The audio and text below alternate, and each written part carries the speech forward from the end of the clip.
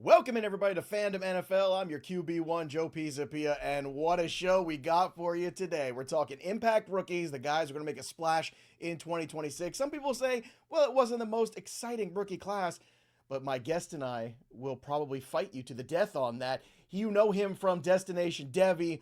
You know him from Yahoo. You know him from YouTube. You know him everywhere. It's Ray Garvin. And Ray, it's been a hot minute. My bald brother hanging out here today. You got the cool hat on, as I always expect you to have. Also, I was just kind of going through the Twitter for you a little bit and looking at the X profile, and I remember seeing baseball dad. And it's funny Yeah, because you're an ex-football player who coaches baseball, and I'm an ex-baseball player who coaches women's flag football now for my daughter. So isn't life funny, Ray, at the end of the day?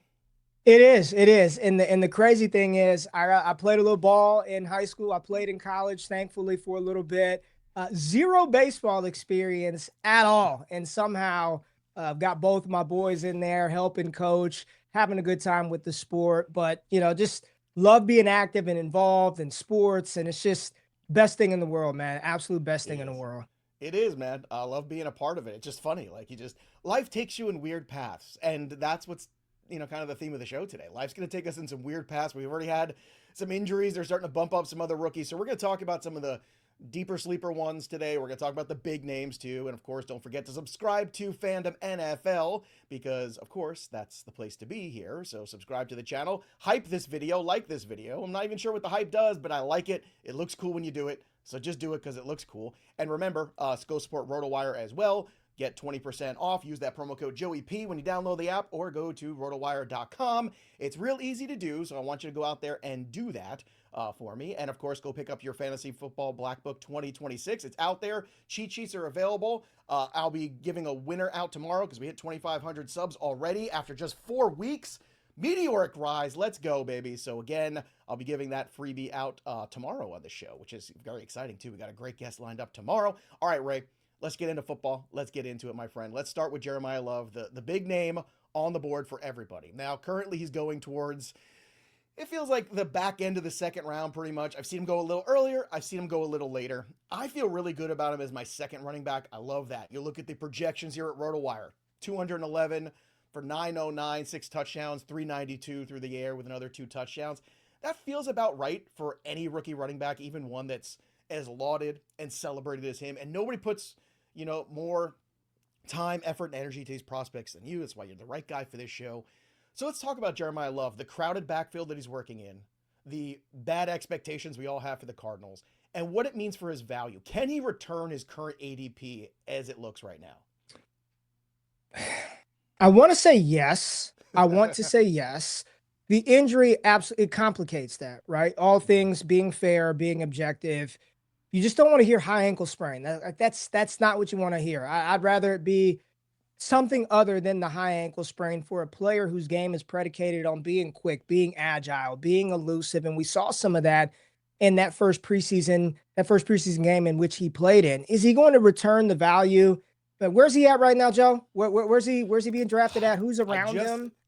I love the ADP stuff, but I like to go off of my real drafts too. Yeah. And 2 drafts so far I've done. He went at the 210 spot, and then I saw him go again all the way at 3-3.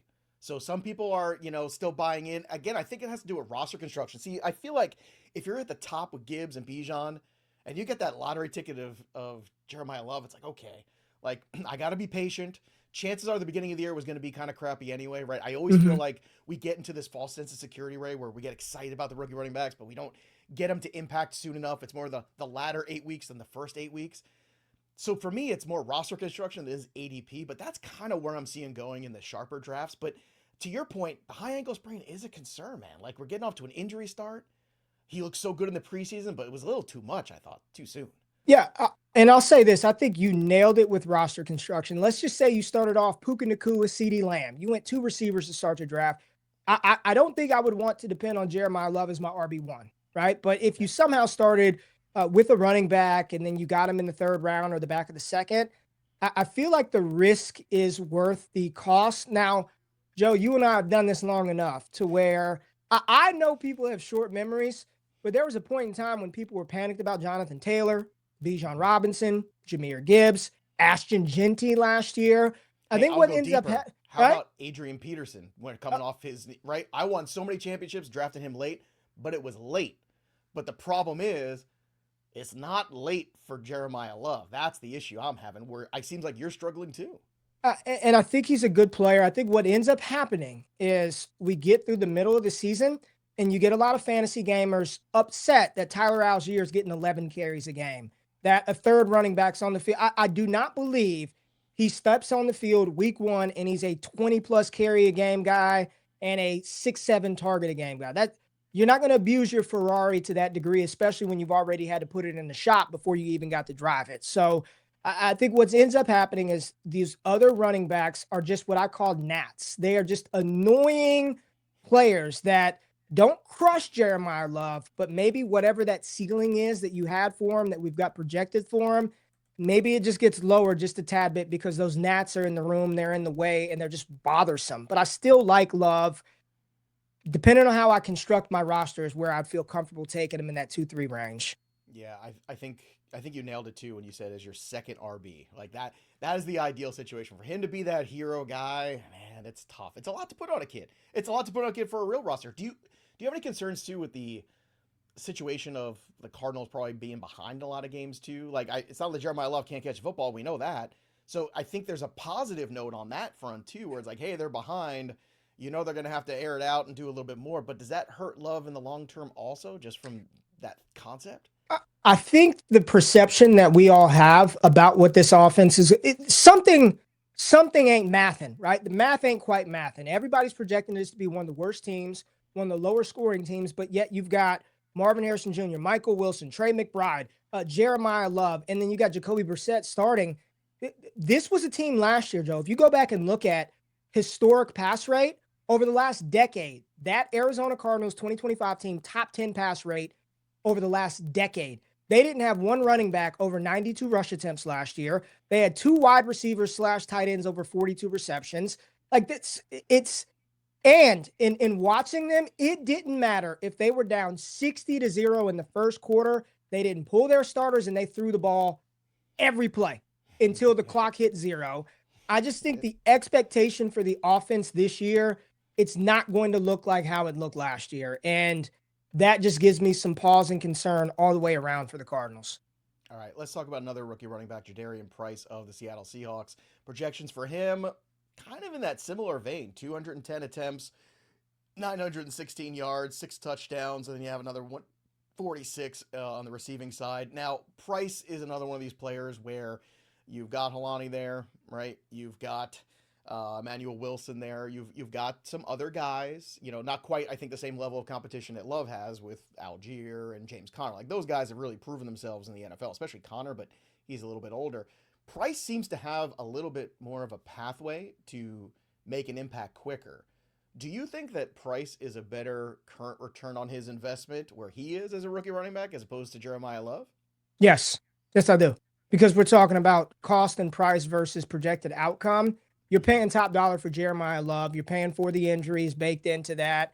But Jadarian Price right now, I'm looking at some ADP. It doesn't feel like he's right around Basil Tootin, Jalen Warren, Chuba Hubbard, DeAndre Swift. I've got him projected very close to exactly where RotoWire has. So if you're telling me I'm getting multiple round discount on a player whose projections look very similar to what Love is this year, and this is not a conversation about long-term dynasty value or who the better talent is. It's obviously Jeremiah Love, but we're talking about scoring points this year. I love the price of Price, no pun intended. Yeah, but it's a good pun, and you're a dad, so you're allowed to make it here. Okay, This is a safe place for puns, right? Thank you. Always a safe place for puns. All right, so Price, obviously a little bit more cost-effective. You look at the projections, kind of similar there. I want to talk about another running back, too, a guy that I liked in the process. And when Debro and I were doing film study stuff together, I said, this guy reminds me a little of Steven Jackson. And he was like, you're liking this? And I watch college football more than he does. Like he kind of catches up, whereas I'm kind of watching and then doing the film with him. But Mike Washington was a player for me that I really liked in college. I liked the more I watched the film of him. And then he kind of blew up at the combine a little bit, and a lot of people were surprised. I was not one of them.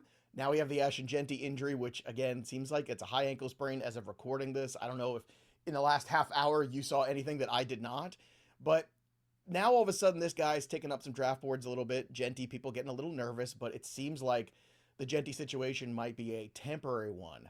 However, where do you put the cost of a guy like Mike Washington in redraft? Is he somebody that you take the discount on Genty and then draft Washington a little bit later? So you're like, hey, I kind of got the best of both because I've seen some flashes even in the preseason of Mike Washington, who's a physical back, similar in size to Steven Jackson too. Just want to throw that out there, folks. But what was your take on Washington? Because you're the dev guy, you're the college football guru. Talk to me about Mike Washington, what his role could be this year for this Raiders team, and maybe even beyond in the dynasty management phase. I love the Steven Jackson pool. Played against him my freshman year in high school. We grew up together in Oh Las my Vegas. gosh, Played against really? Steven Jackson. Know Steve pretty What was well. that like? Scary. He was big. El Dorado That High was School. what It I was was gonna scary. I mean, guess, he was huge. And I mean, went to Oregon State. But yeah, no Steve played against him. I was a freshman. He was a senior. man. Okay. Mike Washington, big, fast, strong. I think I want to do that. I actually did this in a home league draft yesterday. I drafted Genty 5 minutes before the news broke, and I made sure, and maybe I reached a little bit. I made sure I had Mike Washington. I feel like it is a requirement. You do not want to draft Genty and watch your league mates pick Mike Washington. And right now he's in the Jonah Coleman, Tank Bigsby, Keaton Mitchell, Woody Marks range. I'd take him above all those guys. I'm hoping Genty gets on the field and everything is good, but Biggs, fast, speed guy. And to be real, he's been the most impressive rookie running back through preseason, that explosiveness, Kubiak system. I like Mike Washington a lot, man. You nailed that Kubiak system too. Like I know that line is still a work in progress. It's improved, but Mike Washington, I think people are sleeping on him a little bit as a talent. And I was bummed because when he went there, I was like, no, Raiders, why are you Yeah. doing this? You already have Genty. But then again, new regime coming in, maybe identifying a different kind of back that they like. I don't know. Do you take anything out of that too when you have that changeover in the coaching philosophy and then they draft a different running back and then they already had a premium guy the year before? Well, I think let's just say all things Genty was healthy. I do think Mike Washington was going to have a role, but it's much different than the way that Genty plays. Genty's a physical running back. We saw how much contact he invited last year. We've seen through 2 preseason games. It just takes one for this guy to flip the field, literally for the team, flip the field with his long speed. I do think there is a plan to keep. I know we want to live in the days of where Curtis Martin and Emmitt Smith and all these guys just got 350 carries and all the receptions, but that's not today's NFL. So as good as Ashton Genty was projected to be, Mike Washington was drafted with a plan to deploy him, to use him to keep Genty fresh, and maybe the injury just elevates his role a little bit more. So I think he's very much in Kubiak's plans to get the ball to this year. See, you could tell that Ray and I are kind of in a similar generation here from the players we talk about and stuff, and the hairstyle too. So I just want to see both. Yeah, I know you got it yeah, covered up with the good hat yeah. today. I am not wearing my Uncle Joey hat today. I could put it on. I mean, just two cool guys in hats talking I like it. football. I always look like a gangster though, no matter what hat I wear. You do look like you are going to ask me to And pay a debt. if I make De Niro face with it too, then I have no money yeah. for you, Joe. I've got nothing, my I friend. heard things, Ray. Oh, and I get to say I heard things, Ray, just like I didn't even think about this. Perfect. Ray. I know what guy, Yeah, Ray. yeah. Yeah, I can't help it no matter what. It's like when I wear a suit too, no matter what. Doesn't matter. I always look like that. I can't avoid the face no matter what I do. All right, let's move on to some of the wide receivers, then we'll get to some of the later round pick guys. We've spent, I feel like, so much of the offseason talking about Tyson and Lemon, and I feel like so many people aren't talking about Carnell Tate, and I was kind of curious as to the why. I get it. I understand the Tennessee Titans offense is a work in progress. I understand Cam Ward made strides last year, but the beginning was rough. New team, new offensive coordinator, all the newness there, new head coach, all of which I have actually faith in, not just because they're all bald, and I'm sure you have that same feeling about the Tennessee Titans group that I do. But if you look at the projections here, 65 for 833, 4 touchdowns, I feel like that's conservative for Carnell Tate. Even with maybe some of the, I don't want to say restrictions, but still the development left to go with Cam Ward. I think he's one of the hardest workers. I think he is super serious about his craft. I think he's working with a real offensive coordinator. And yet I feel like Carnell Tate is the guy that nobody wants to discuss. He's like the 30th wide receiver off the board. And I don't know, like between him and Brian Thomas Jr., I feel like I'm a little bit more curious potentially about Tate, but where are you at Carnell Tate at this point? This was my wide receiver one in the process the entire time. From the Same. time we started going, I was like, it's Tate, it's Tate, it's Tate. He gets drafted as the top wide receiver. I'm going to be honest with you, Joe. I'm a little concerned, man. Okay. I really am. And it has little to do with Cardinal Tate's own ability and more so to do with the offense. And when I'm looking at Rome Odunze, picked behind Carnell Tate, you've got Christian Watson, Parker Washington, Marvin Harrison Jr. I- I'm I'm looking at these guys, and for me, when I start to get uncomfortable or a little uneasy, I start to look at the offense. I start to look at the environment. Tennessee's offensive line is a mess. It's an absolute mess. If Tate is going to be stuck on the outside in that X role, and we just saw a small glimpse of it last night, Wan'Dale Robinson was the move wide receiver in the slot. He gets targeted Right. on the easy open look, short A-dot stuff. If they're going to just park him on the outside, and Brian Daboll is going to try to deploy him the same way they did with Malik Neighbors and just throw him out there as X and say, go win, I think he's going to struggle.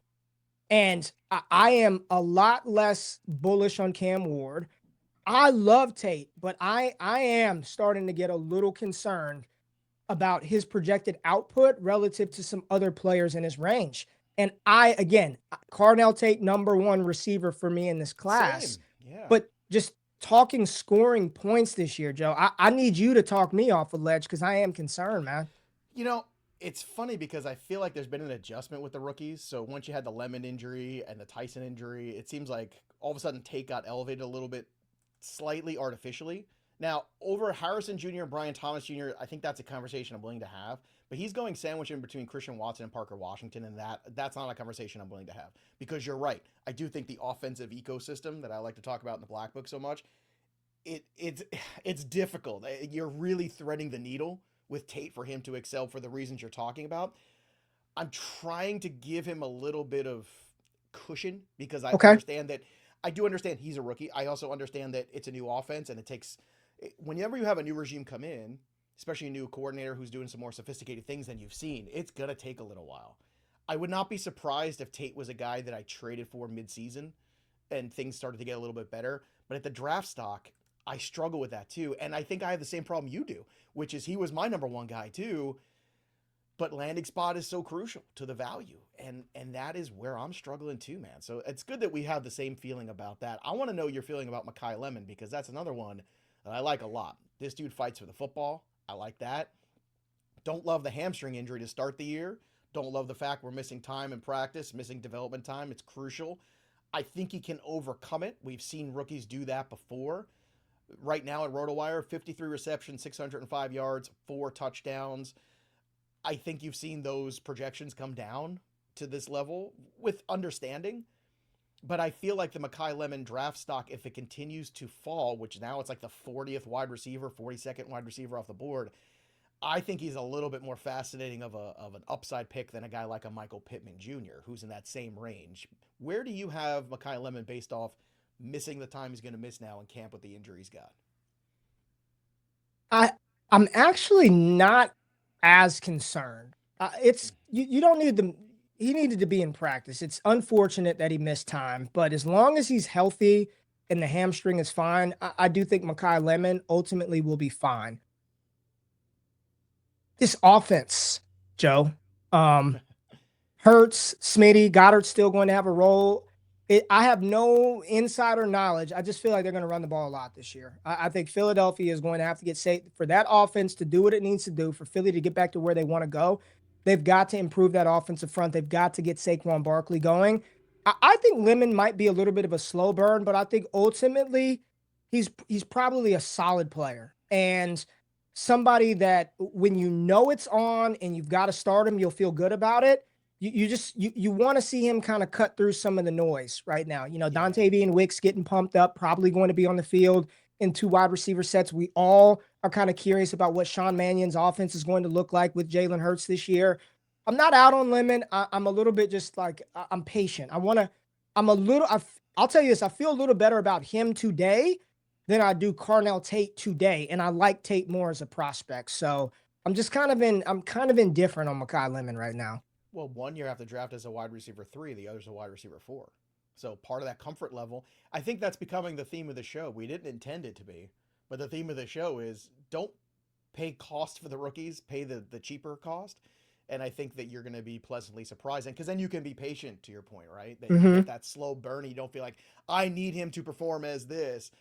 When you're wide receiver 4, it's a luxury. You could be patient. You could plug him in good matchups there as your flex guy or what have you, especially in 2 wide receiver leagues, too. And those, Mm-hmm. like, I think Lemon's a really interesting guy to have on your roster.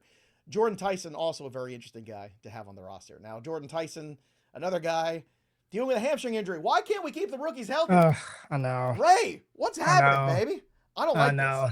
Yeah. Here's his projections all the way pulled down now to 38 receptions. It was much more a couple weeks ago. 498, 3 touchdowns. I had Theo Greminger on the show a couple weeks ago before the Tyson injury. We were talking up Tyson. Now we're in a situation where he's hurt. It doesn't help that he's got this moniker already, which I think is a little undeserved from college, that he's a guy that gets hurt a lot. I don't think that's necessarily fair when you have a collarbone issue and then you break it and then it doesn't heal right and you have a second, like that to me is not like an injury issue. That's just bad luck. So Tyson, another guy falling in drafts, becomes more interesting to me because now you don't have to pay that cost. Some people had him as the number 1 guy on their board. Yeah. Talk to me about Tyson, his talent, and what your expectations are for him this season. I mean, on the field, he's a dog. When he's playing, he can run everything. He's good after the catch. He's good in the red zone. He can create separation. Very fun player to watch. And a player that we were excited because this is one of the offenses and one of the teams that everybody across the board thinks, hell, the Saints can win the South. Tyler Shuck is going to take a big step forward here in Kellen Moore's offense in year 2. He's playing opposite of Chris Olave, which is great because all the focal point, unlike a Carnell Tate, where, hey, you're the one, the focal point is on you. Like, that's still Chris Olave drawing primary coverage, Yes. keeping that safety occupied. Everything felt great. I'll tell you right now, I'm out. This year, I don't want him late. I don't want him in the middle. And I'm just good. I want Jordan Tyson to get healthy. I think there's a 0% chance they just say, your development and your need to get healthy is the primary goal for this team. And if Saints have playoff aspirations, I can tell you what, getting him on the field for our week 17 championship games is probably low on the priority list. It's a devastating injury. It's 3 hamstring strains to the same leg in less than 1 calendar year. This same thing happened to Dak a couple of years ago. And granted, Dak had a grade 3 hamstring tear. They IR'd him in week 9. You're done. We're just shutting it down. Play Cooper Rush, play whomever. Dak, you're done. I still think there's the possibility that if this doesn't, and let me just tell y'all something, having played in college, worked in college athletics, the job of the college administrator and that staff isn't what's in the best interest of Jordan Tyson's long-term career. They're just trying to get him on the field as quickly as possible to win college games. So the amount of care that he's going to get now is probably a hell of a lot better than he was getting in college. No slight to Arizona State. But for redraft, Joe, I'm good. I will pivot. I'll go another direction. I don't need that risk for the upside that I really don't know how high it is this year coming off of that injury. It's fascinating because he and Mekhi Lemon basically have the same ADP right now. And I'm where you are, which is I'll take Lemon, but I have concerns about Tyson, the health, being on the PUP list to start the year. And when you're missing all the chunks of time and then you're missing the opening of the season too, and you're missing the season practice, like, it matters. I mean, it matters for the timing as a receiver, the quarterback. I mean, I know when I work with my quarterbacks on such a small level, although we're hyper, like we're in that, like we're playing regionals and we go to like nationals, kind of like we're still like, we're basically an elite team. But when you have kids that aren't at practice, when you have, like, you're missing out on that time. It doesn't matter if it's high school level. It doesn't matter if it's college Does level not or matter. NFL level. It does not matter. And I think that is sometimes lost on all of us who play fantasy football. And for those people who never played football, the timing and the feel that you get from practice when it then translates onto the field is priceless. You can't put a tag on that. So I agree with you. There's some really good stuff there from Ray Garvin. That's going to be the clip of the show. I can tell you that right now. There's no way it's not. All right, let's talk about the quarterback and then 2 other wide receivers that are a little deeper. Maybe there's another rookie from the bag of Ray Garvin, Mr. GQ himself, that he's got something there. By the way, Cam Newton's got nothing on you as far as the hat game. I just want to put that out there, bro. Sometimes he overdoes Appreciate it. You do it like just right. Just right, man. Well, I don't have the hair to stick out the top like Newton does. I don't have the hair. You don't need that, Ray. Okay. You don't need that. Okay. I always said the problem with guys like us is all that knowledge pushed all the hair out. See, that's the problem. I'm gonna steal that. I mean, dad stuff. I'm gonna tell my kids. I like that. There you go. Remember that. Remember who told you that. All right, let's talk about Fernando Mendoza. Projections for him in 2026. We're looking at 3,000 yards, 17 touchdowns, 10 picks. He's mobile too, 248, another 2 touchdowns there potentially. It's just a matter of time for Mendoza. I don't know how long we can watch Kirk Cousins play quarterback this year. I have it at under 6 weeks.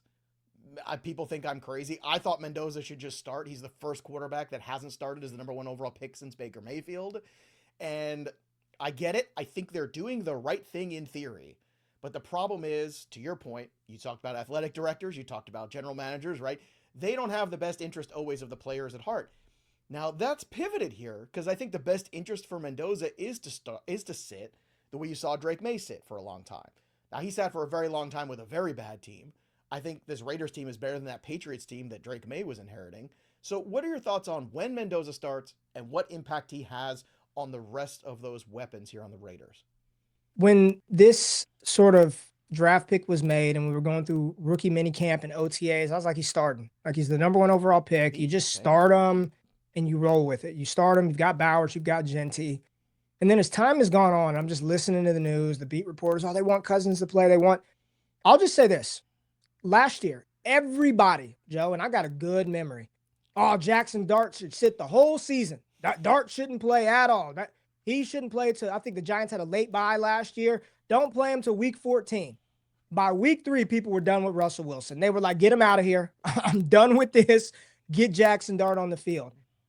I really want to hear from you because right now I've got Kirk Cousins projected to be the starter for the majority of the year, and I don't feel great about it. I do wonder, Joe, and I kick it back to you. Does the injury to Ashton Genty change the decision to play him without having the running back there? And you're just like, look, let Kirk go out there. And they've got a hellacious schedule. I mean, it is rough to start. I think they should play him, but I also would not. I understand why they want to give him some time to bake. So I'm not trying to sit on the fence on this one. I defer to you. I don't know, man. Here's what, and that schedule that you're referring to, everybody out there, in case you're wondering, you open up Miami, which is a cushy start. Then you get the Chargers defense, which is tough. New Orleans, which is going to be competitive. Kansas City always is going to be competitive. Then New England, Buffalo, the Rams, and then it gets a little easier. You get the Jets week 8. But you're right, like this schedule, because of the division they play in too, is not doing anybody any favors, right? You got to play, play Denver twice, the Chargers twice. Those are really good defenses, especially Denver.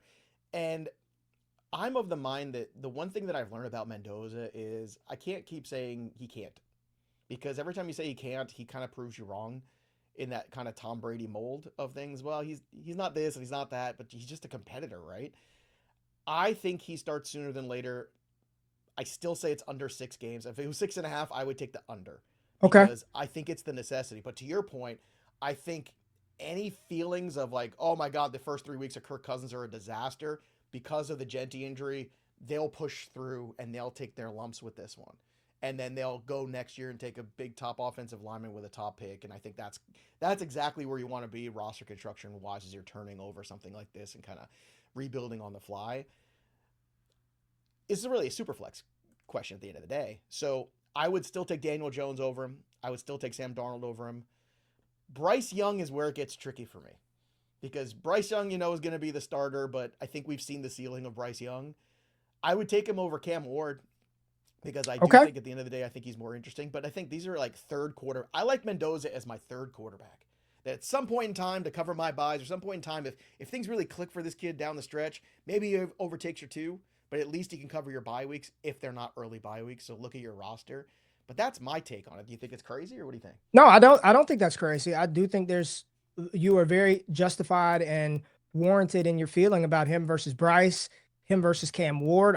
We've talked about the Tennessee Titans. I've got concerns about that entire offense outside of Tony Pollard. So as a QB3, especially if you start off, let me just tell people in Superflex, if you start off with a true hammer at your quarterback, I'm talking an Allen, a May, a Caleb, you don't have to just round 2 take another quarterback. Like you can wait a little bit, get a Goff.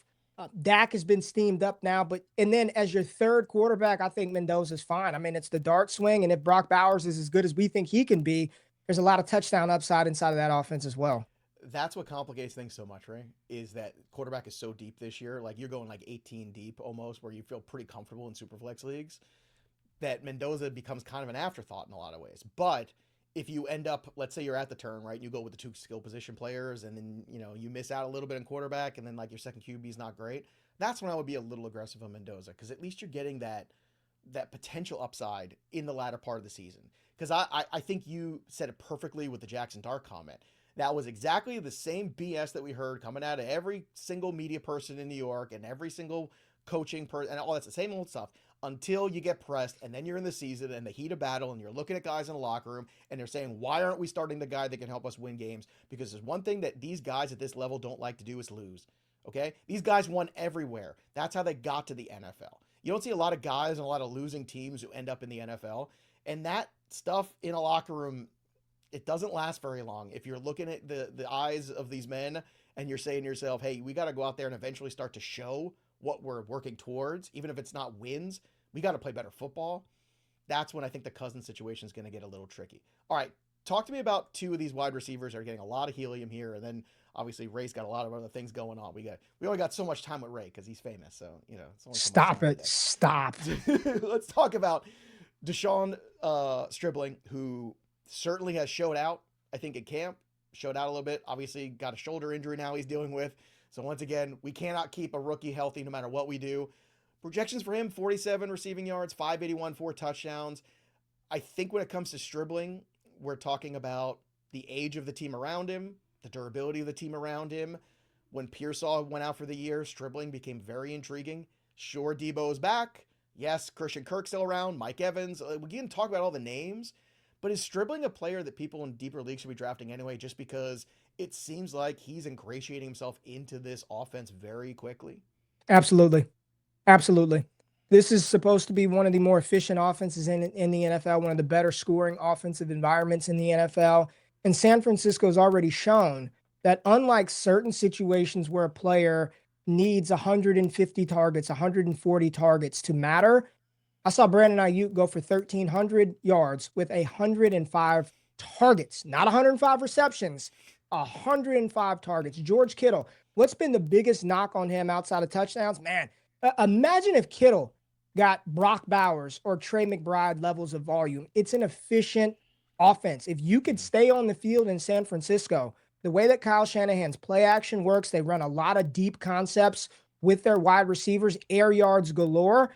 And we've seen already through 2 preseason games, whether it's Mac Jones or Brock Purdy, he is a primary target for the offense. I've got him projected a little higher than that, 770 yards and 4 touchdowns for Stribling this year. Mike Evans is already dealing with soft tissue injuries. He's 33, man.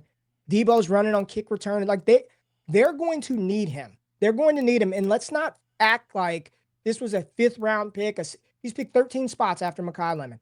Same spot where T. Higgins was drafted when he came out in 2020. Same spot where Michael Pittman was drafted at, right there at the top of the 2nd round. We love Luther Burden. He was drafted after DeJon Stribling.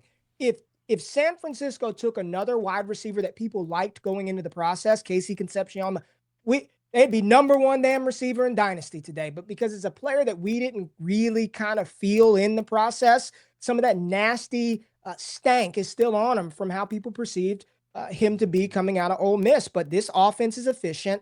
Brock Purdy is going to be good. Yeah, you need to be drafting opportunity inside of a good offense. Especially with the age and the miles on some of the guys ahead of him, too. I think it's more, he's like with Thanos. He's a little bit more inevitable. And some smart people did like Stribling. Dane Brugler liked him. A couple of like smart people in the process were in on Stribling in that. All right, Cyrus Allen, the other guy, was getting a ton of buzz in camp, and I get it. He's fun. And people want to look for who's the next guy. The Chiefs are not going to pay Rashee Rice everybody. Like, I just don't think it's going to happen. I think he's a liability for long-term contracts. He's already 27 years old. Like, I just don't think that that's where this team at this juncture in their process is going to go.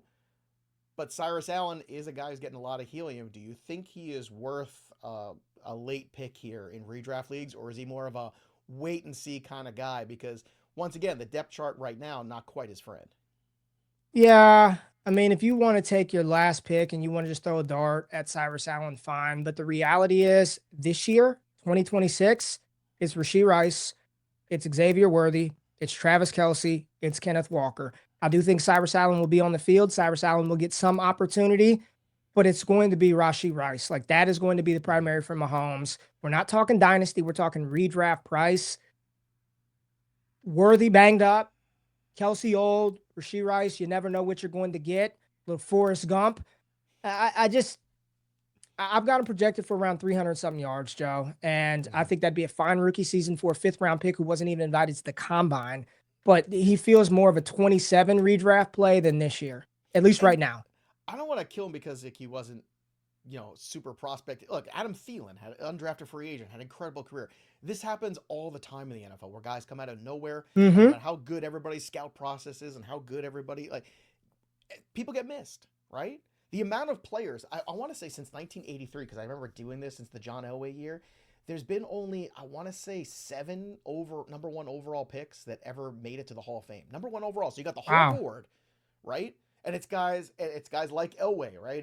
But if you look at all the misses, and it's funny because most of the teams drafting in that number one overall spot, right?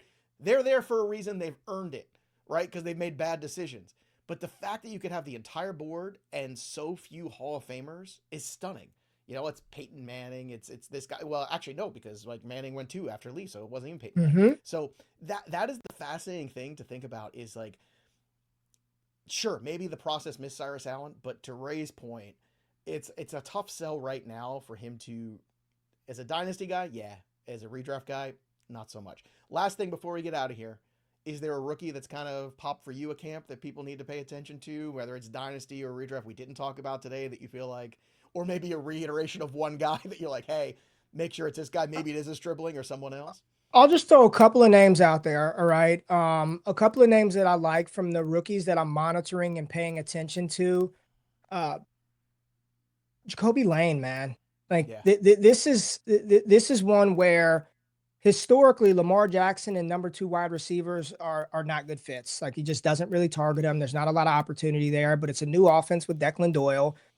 We don't know all the details surrounding Rashad Bateman's alleged domestic violence incident, so more information needs to uncover there. But if the vibes around Jacoby Lane have been great, and Lamar Jackson, top five touchdown rate in NFL history right now. I mean, Lamar's not going to throw the ball 550 times. It doesn't happen. But the efficiency in which he throws the ball for touchdowns when he's on the field is top five in NFL history right now. So if Lane's going to be on the field as a rookie wide receiver for Baltimore, maybe in that number two role with Mark Andrews' decline, I like him. And then my last guy that the second guy that I just want to point out is Kalen Black, San Francisco. They have been notoriously awful with third round pick running backs, third round picks in general, running backs in general.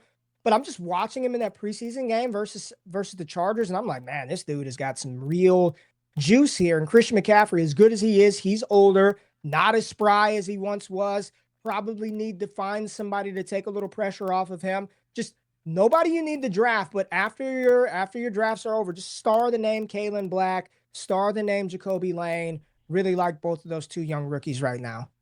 Doesn't get better than that, everybody. Ray Garvin, make sure you check out Destination Devy, check out his work on Yahoo, check out his work on YouTube. He's everywhere, and he should be, because he's great. And just like me, all that knowledge pushed out all the hair. He wears the hat to contain. You contain all the knowledge, because otherwise now there's no hair. It just kind of spreads out into the Well, ether. You can't I have didn't that get a hat. fresh shave today, Joe. So you know how I it didn't looks either, when but you know what? We you still look know when pretty, baby. it's Yo, we when still it's look pretty, man. we I'm look just all telling you. right. But I got to shave that bad boy. But I appreciate you having me on, Joe.